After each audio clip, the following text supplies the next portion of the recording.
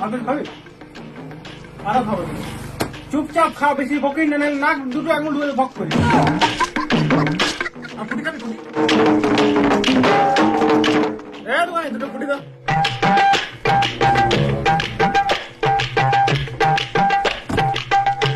মুতাস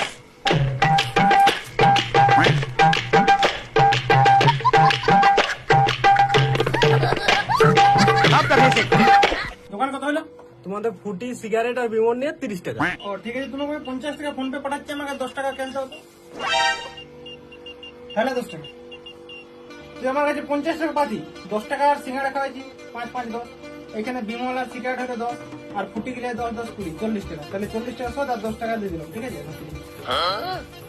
কাওয়ালে বেজে লুই বস দিছে কি কুড়ি দূর দূর যাওয়ালে নেরে কি করে